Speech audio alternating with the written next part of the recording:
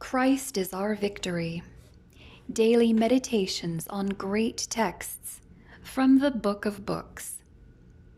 March 23rd. Saying no.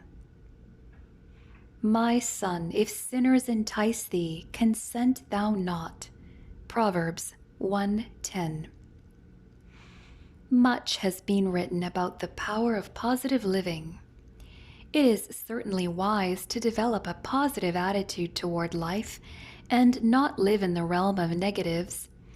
But there are times when it is necessary, even essential, to be able to say a decided no and to stand by it at all costs. Some people find it hard to say no. They think they must say yes to please their friends, and that if they should say no, they will cease to be popular. It is important to all of us to know when to agree and when to stand alone. The time to say no is when sinners invite us to join them. Better to lose a friend and save your soul than to retain a doubtful friendship that is a detriment to your character development.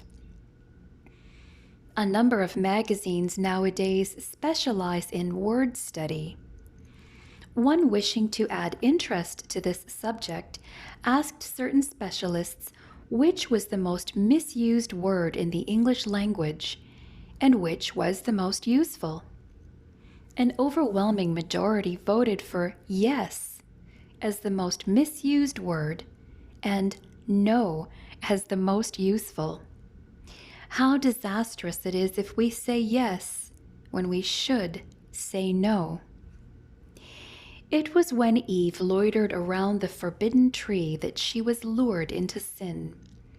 She was not willing to say no and to shun temptation. But when Christ was tempted by the devil in the wilderness, he did not hesitate to say no to the three cardinal tests that came to him. At Christ's firm decision, the devil left him. The tempter always leaves when we give him a decided no. When we hesitate and are undecided, the tempter continues to persuade us to yield to his plausible entreaties. Let us weigh our decision carefully before we give our answer. When we once say yes, it becomes doubly difficult to reverse that decision. But when we take a firm and definite stand for the right, we can, with the help of Christ, always be victorious. Those who are followers of Christ must learn to say no when tempted by sinners.